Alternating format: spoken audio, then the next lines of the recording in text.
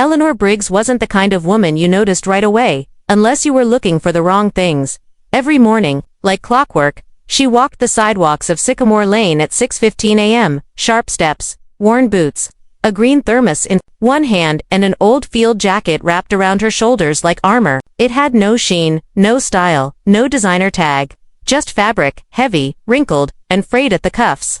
But it was the patch that caught everyone's eye. A strange, faded emblem sewn onto the left shoulder, some kind of winged trident inside a circle of flames. Not military regulation. Not recognizable. Just ... unsettling. The kids thought it was weird. Teenagers laughed behind her back. Adults whispered from behind neatly trimmed hedges. And the HOA noticed. Karen Delacroix. Especially. Karen was everything Eleanor wasn't polished. Loud, surgically pleasant. She had lived on Sycamore Lane for 11 years, ran the HOA for 5, and could spot a trash bin left out 2 minutes. Too long. She called her clipboard the law half-jokingly, and wielded it like a badge of honor. She didn't like Eleanor. To Karen, Eleanor represented chaos. Her flower beds were too wild. Her roof tiles were mismatched. And that jacket, that worn, ghost-haunted jacket, was a daily offense to the image Karen tried so hard to maintain. She had already sent 2 notices. Violation number 1. Yard clutter wind chimes. Stepping stones, an old watering can shaped like a duck. Violation number 2. Unapproved exterior paint. Eleanor had touched up her porch railing with a slightly different shade of gray. Unthinkable. No response. No appeal. Not even a phone call. So on the 3rd Sunday of the month, Karen decided to confront her in person. Clip-clopping up the sidewalk in patent flats, she rehearsed the speech in her head. It wasn't just about the jacket or the garden anymore, it was about principle, about setting a standard. She waited at the edge of Eleanor's front path, 1 foot on the curb, arms folded like a mother about to scold a stubborn child. The morning was still, with the sky just beginning to bleach from indigo to pale blue. Karen could hear birds chirping. A sprinkler hissed in the distance. Then Eleanor appeared. She came around the corner like she always did, no phone, no earbuds, just the slow, steady rhythm of boots against concrete. She wore the same jacket, collar popped, sleeves pushed up at the forearms. Her eyes were downcast. She walked like someone on patrol. Or someone who didn't trust sidewalks. Karen straightened up, took a breath, and stepped forward. "Ms. Briggs," she began, clipboard in hand. "I'd like a moment," but just then, a black SUV roared around the corner and screeched to a stop in front of the house. Karen blinked. It was out of place here, too new, too aggressive. The engine idled loud. The passenger door opened and a man stepped out. He wore jeans, sunglasses, and a battered navy cap pulled low. Broad shoulders, scarred knuckles. His movements were sharp and deliberate. Military, definitely. He looked around once, like he was scanning for threats, then zeroed in on Eleanor. He didn't look at Karen. Didn't look at the clipboard. His eyes locked on the patch, and he froze. Eleanor paused mid-step. The man walked toward her, slow and deliberate, his mouth slightly parted. "Ma'am," he said, voice low. "Where did you get that patch?" Karen blinked, stepping back slightly. "Excuse me, who are—" The man didn't even acknowledge her. "I earned it," Eleanor said simply. His shoulders stiffened. He took another step. "You're Briggs." "I am." Karen laughed nervously. "Okay, what is this? Is that some old biker gang?" Or the man turned to her, just briefly. "Lady," he said, "that's not a jacket. That's a headstone." Karen's face drained of color. Eleanor gave the man a quiet nod, then turned toward her front door without another word. She didn't look back. The man stayed there, watching her disappear inside the house, like someone watching the tide pull away from shore. Karen stood frozen, her clipboard limp at her side. She suddenly had the strangest feeling, like she wasn't the one running the neighborhood anymore. The man didn't move for several seconds after Eleanor disappeared into her house. He stared at the front door, as if expecting her to re-emerge, or perhaps to vanish entirely. The morning air had turned heavier somehow, as if the SUV's arrival had shifted the gravity on Sycamore Lane. Karen stood awkwardly, her arms wrapped tight across her chest. "I'm sorry, but who exactly are you?" He turned toward her. "Captain Joel Whitaker, U.S. Navy. Retired." Karen raised an eyebrow. "Well, Captain, this is a residential neighborhood, and that woman Eleanor, she's been a problem for some time now. Violations, non-compliance, and now this bizarre. She's—" "Not your problem," he interrupted flatly. She's a damn legend. Karen's lips parted slightly, offended. Excuse me. But Whitaker was already turning back toward the house. His hand brushed over the SUV's hood, the metal still hot from the ride, but he didn't seem to notice. His mind was elsewhere, years away and worlds apart. He remembered the symbol on that patch, clearly now. It wasn't in any official database. No documented battalion. No unit badge. But it existed barely in whispers, in mission reports buried under layers of clearance codes. A symbol given to operators who were considered outside the chain. Black tide. That was what they called themselves. Nobody knew where the name came from. The unit didn't technically exist. If you asked CENTCOM, they'd redirect your inquiry to a disconnected number in Virginia. If you pushed harder, you'd get a knock on your door. Whitaker had only seen the symbol once before. In a photo attached to a sealed dossier handed to him before a mission in Yemen. The face had been blurred. The name redacted. The orders: if she arrives, stand down.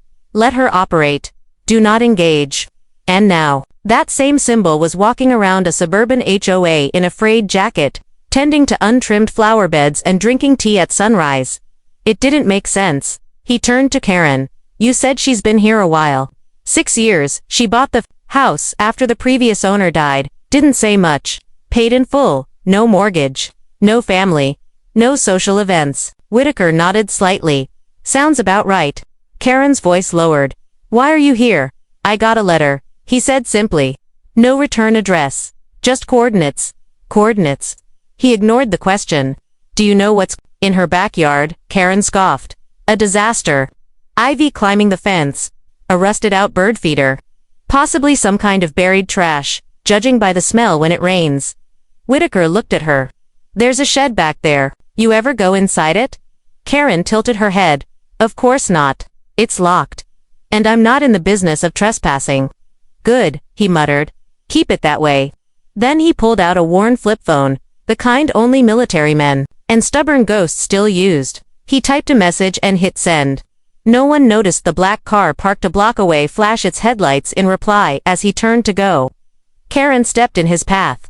I don't care who she is or what stories you're chasing, Captain. This neighborhood has standards.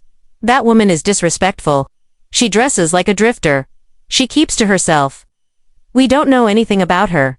You don't need to, Whitaker said. But you should know this.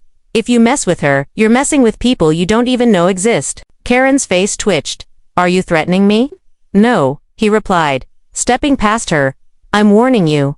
For your own good. With that, he climbed into the SUV and drove off slowly, his eyes lingering once more on Eleanor's house. The windows were closed, the curtains drawn inside. Eleanor sat on the floor of her living room, staring at the folded jacket on her coffee table. The patch stared back like an old wound. She hadn't heard the whole exchange. But she knew Whitaker's voice anywhere.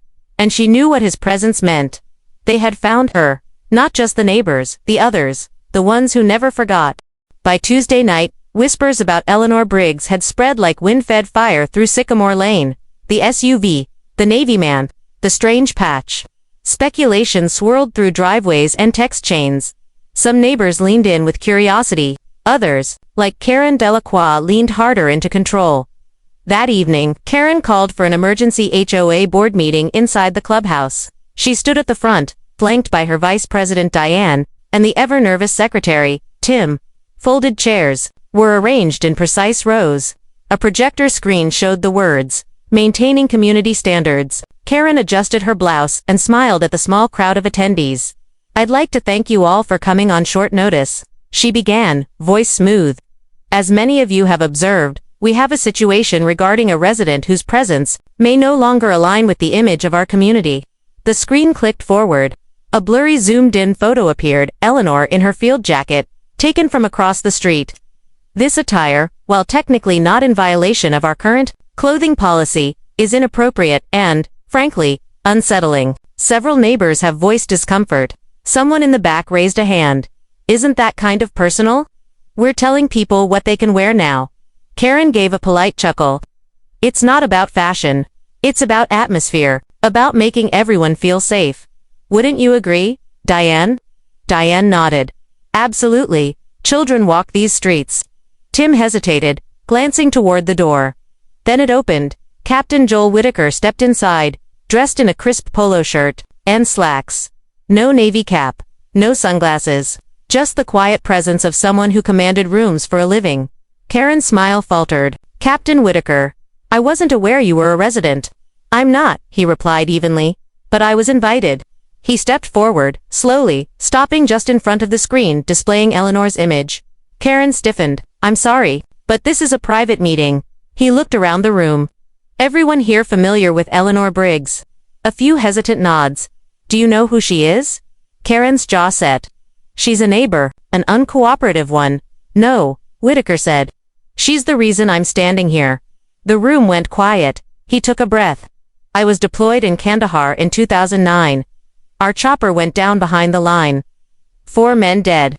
1 injured. Me. For 3 days, I crawled through enemy terrain with a broken leg. No comms, no cover, and no chance of rescue.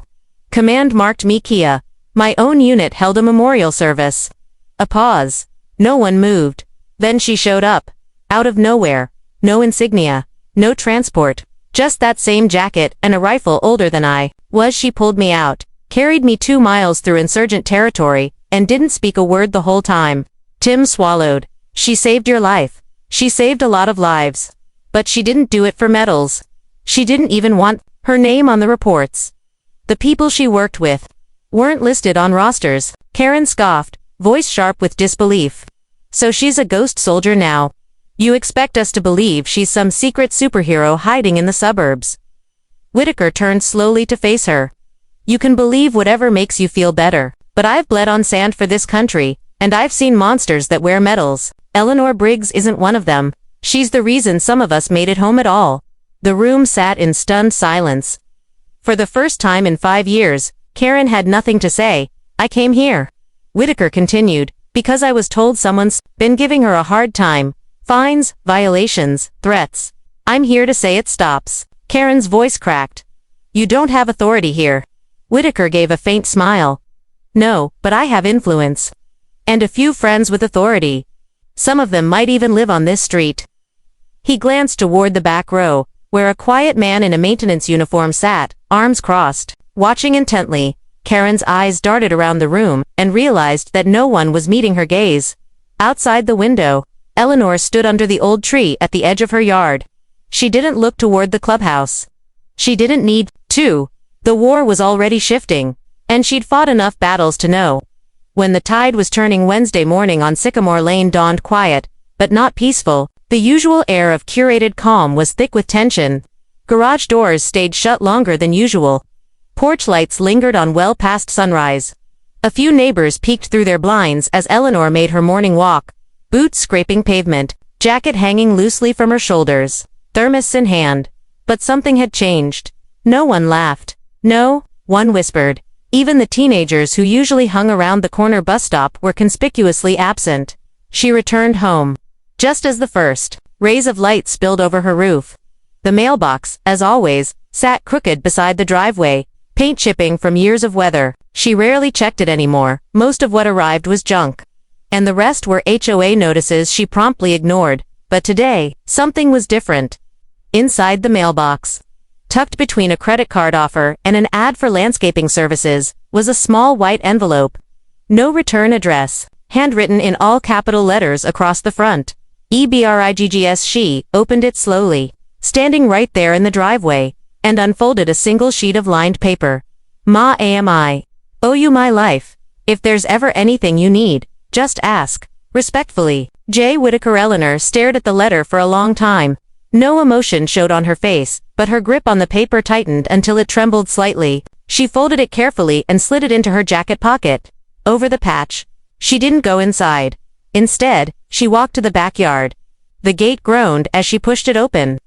Weeds had grown tall along the fence line, tangled in ivy. In the far corner sat the shed, squat, rusted, and locked with a padlock that hadn't been touched in months. She reached under a loose paving stone near the back porch and pulled out an old iron key. The padlock clicked open. Inside the shed, beneath a dusty tarp and stacks of boxes marked tools and paint, was a wooden crate. She knelt down, wiped the lid clean, and opened it. Inside, a folded flag. a black and white photograph of 7 men and women in field gear, a blood-stained dog tag that didn't belong to her, and a metal box sealed with a biometric lock.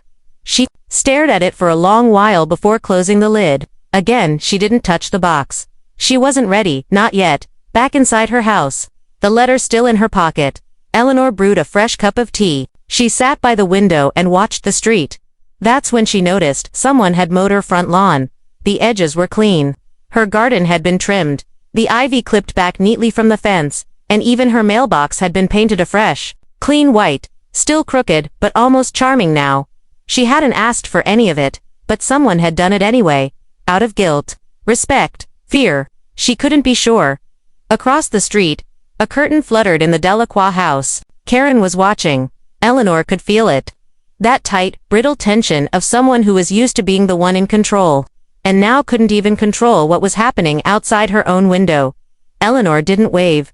She didn't smirk. She just sipped her tea and turned away. But unknown to her, Sycamore Lane had one more visitor that morning. 2 blocks down, a black sedan had been parked since just after dawn. The windows were tinted, the engine silent. Inside sat a man in a black suit, holding a photograph of Eleanor Briggs. He didn't look at her yard. He looked at the shed in the backyard. Then he opened a file labeled Operation Harrogate, SUPPRESCTAT. The top, in faded ink, it read, Survivors, 1 status, missing, presumed deceased name, Eleanor Braggs. He closed the file, started the engine, and drove away without a sound. It was just past midnight when Eleanor heard the knock. Not the kind of knock a neighbor makes, tentative, polite. This was slower, deliberate.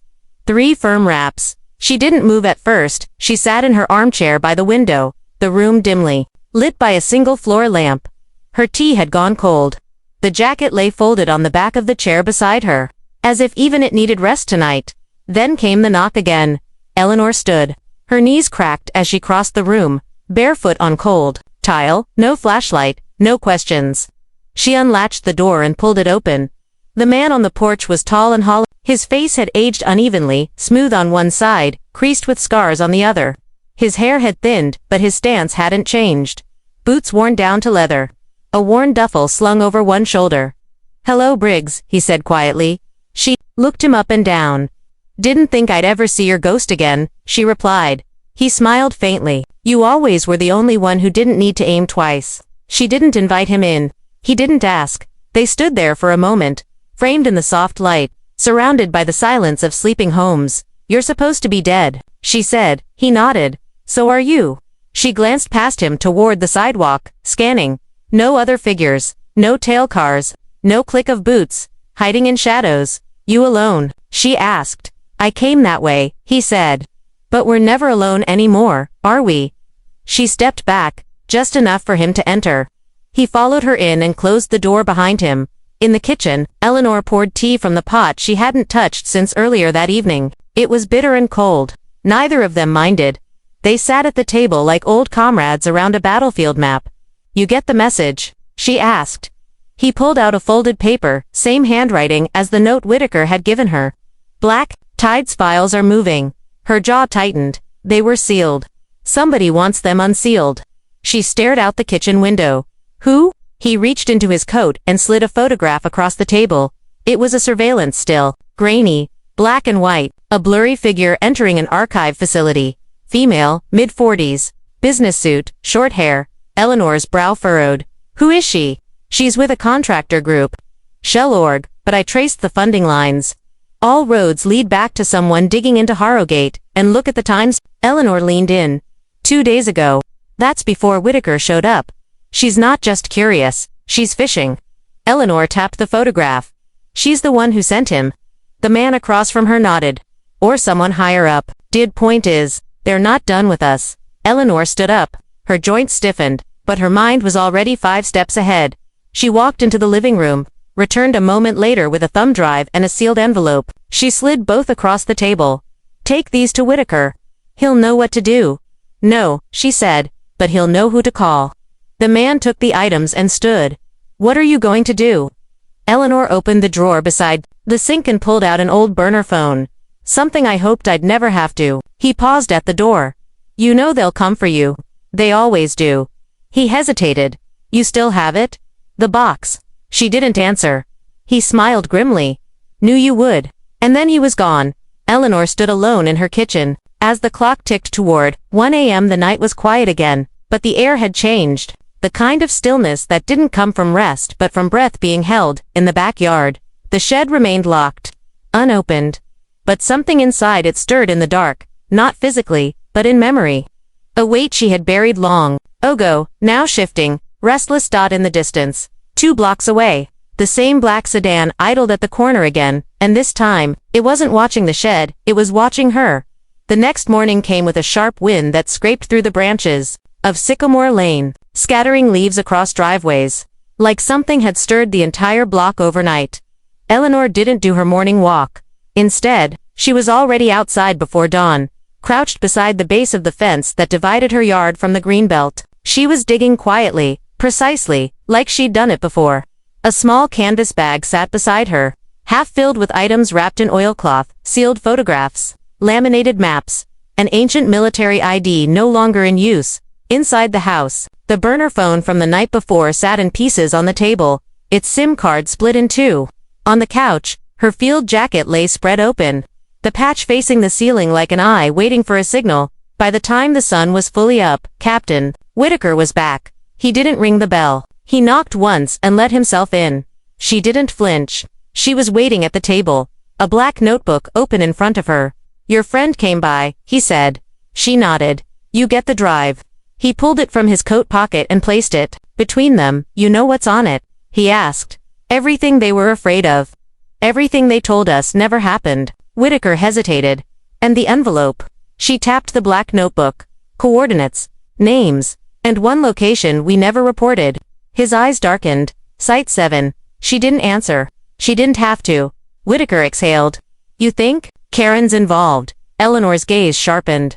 She's not smart enough to dig this deep. But she poked the wrong beehive. Someone's using her. Maybe to get to me. Maybe just to see who comes out of the shadows. Whitaker sat back, processing. Someone's watching the street. Black sedan. I clocked it yesterday. Government plates, no markings. There, getting careless, she said quietly.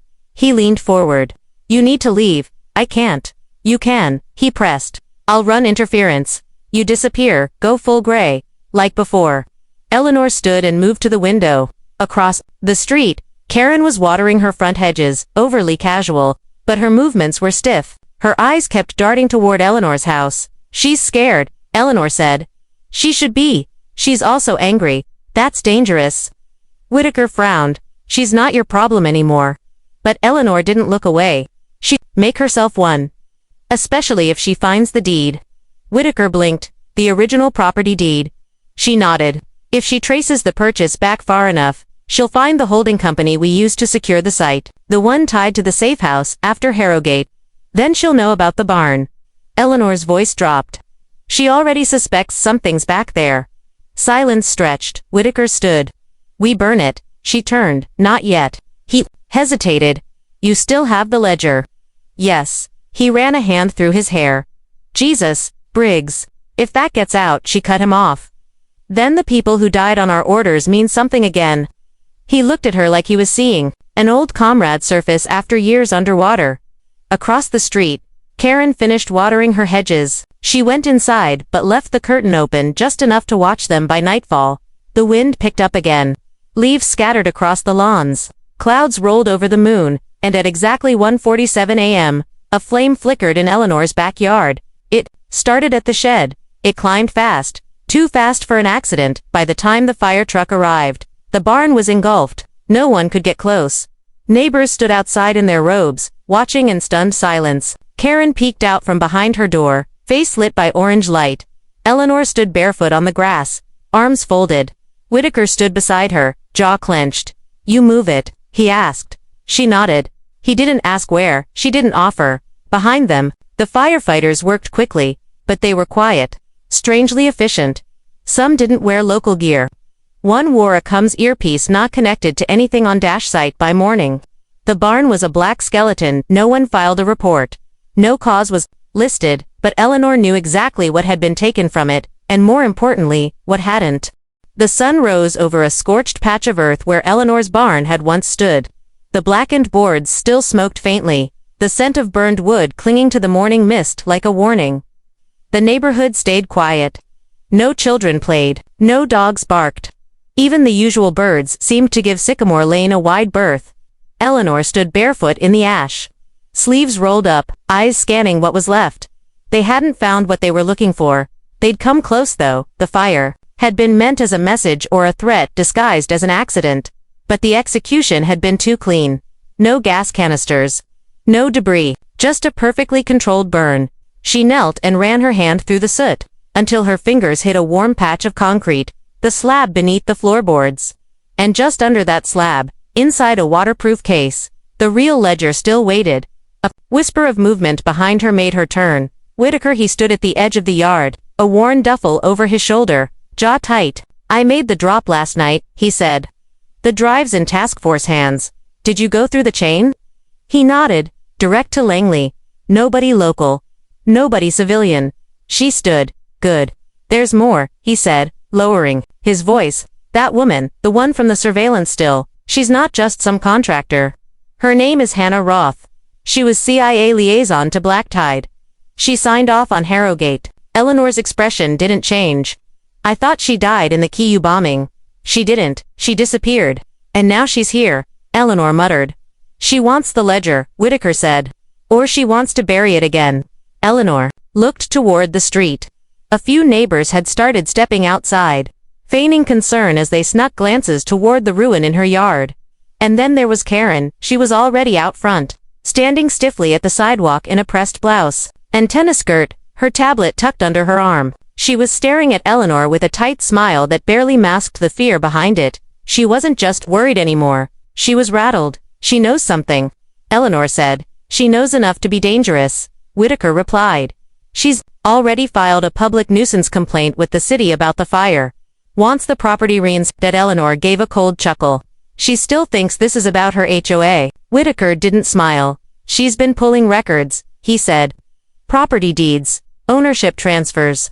She even submitted a Freedom of Information request under a fake name." Eleanor turned slowly toward him. "What did she find?" "Traced your land back to a shell company. Registered. In D.C., the same shell used to hide the original safe house in '96. So she knows it's federal. She knows it was something. I don't think she understands how far this goes. She's trying to expose me," Eleanor said quietly, "but she's about to step on a mine she can't even see." Whitaker nodded grimly. "We have to stop her." "No," Eleanor said, eyes narrowing. "We have to let her get just close enough." He looked at her, unsure. "She wants the truth," Eleanor said. "Let her see it." That night, the clubhouse filled again. Karen had called an urgent meeting, her voice strained but commanding as ever. She marched to the front in heels that clicked like gunfire against the tile floor. "We cannot allow this level of instability in our neighborhood," she began. "Last night's fire wasn't just a hazard, it was a threat to all of us." She gestured toward a printed photo taped to the wall, Eleanor's house. The charred remains of the barn glowing under a fireman's floodlight. "We need to enforce stronger visual standards, conduct an investigation." And the doors opened. Eleanor walked in, jacket on, the patch fully visible for the first time. Behind her, Whitaker followed. The room fell silent. Karen stepped back, instinctively clutching her tablet. Eleanor walked to the front, pulled something from her pocket, and set it on the table, a small black voice recorder. She clicked play. Echo 1 confirms objective compromised. Only Briggs is mobile. Repeat. Only Briggs survived. Orders. No retrieval. No witnesses. Copy. Briggs acknowledged. Going dark. Karen's mouth opened but nothing came out. Eleanor looked around the room. "You wanted to know who I am." She turned the recorder off. "You're about to find out." The silence after the recording clicked off was suffocating. No one moved. No one breathed. Even the air felt as though it had been frozen mid-drift. As if the room itself understood something irreversible had just happened. Eleanor Briggs stood at the front of the Sycamore Lane clubhouse. Her jacket open, the strange patch on her shoulder finally catching the light. Whitaker stood beside her, his arms folded, his gaze sweeping the stunned faces before them. Across the room, Karen Delacroix stared blankly. Her face was pale, her fingers clenched around her tablet, but her voice when it came was still sharp. What the hell is that supposed to mean? She demanded. You bring a tape recorder and expect us to believe you're some covert hero. No one joined her. No one laughed. You've endangered this entire neighborhood. Karen snapped, raising her voice, hoping volume could replace certainty. We trusted you to abide by our rules, our standards. Instead, I was never part of your little club. Eleanor interrupted, her voice calm but thunderous in the silence. You sent violation letters about my jacket while men with clearance levels higher than this county's sheriff watched from your street corners. She looked around. This patch isn't decoration, it's a memorial. Every thread on it holds someone's last breath. You laughed at it. Someone in the back shifted uncomfortably. Karen straightened. Fine. You were in the military. That doesn't mean you're above the rules. Neither are you, Eleanor said. She reached into her pocket again and pulled out a folded document. Whitaker stepped forward and handed a copy to Tim, the HOA secretary. Official deed registration, Whitaker said aloud. This property, Lenore's home and all land within 100-foot perimeters, still registered under a federal protection clause. Enacted during Operation Harrogate. Ratified. Untouchable by local or civil codes. Karen's face twisted. That's not possible. You found the shell company, Eleanor said. You saw the initials. You traced it back to the Capitol. Karen froze. You thought you'd found some secret that would make me vulnerable. Instead, you poked something you don't understand. The room remained frozen in shock. Then, quietly, Tim cleared his throat. I moved to dismiss all HOA violations against Ms. Briggs, he said. Karen turned on him. What? I second the motion, came another voice, a neighbor from 2 doors down. Whitaker raised his hand. Put it to vote. Hands slowly lifted. Around the room. One by one. Reluctant, yet firm. Everyone but Karen. She stared around. Betrayed, alone in her own kingdom. You're making a mistake, she hissed. She's dangerous. Eleanor turned to face her. You wanted to know who I am? You used to ask with fines and notes and threats. Now let me answer you plainly. She took a step closer. Her voice softened, but somehow it carried further. I'm the one they called when everything else had failed. I'm the name they erased to make room for medals. I was written out of history because I did the jobs nobody else would touch. And I'm still standing? Karen couldn't speak. Her hands trembled, and then came the knock. 3 loud raps on the clubhouse door. Everyone turned. 2 men in black suits entered, clean-cut, unsmiling. They didn't say a word. One held up a badge, not local law enforcement, not FBI. Something older, deeper. Karen stepped back. What is this? The first man simply replied, Ma'am, we need you to come with us. On what grounds? She stammered.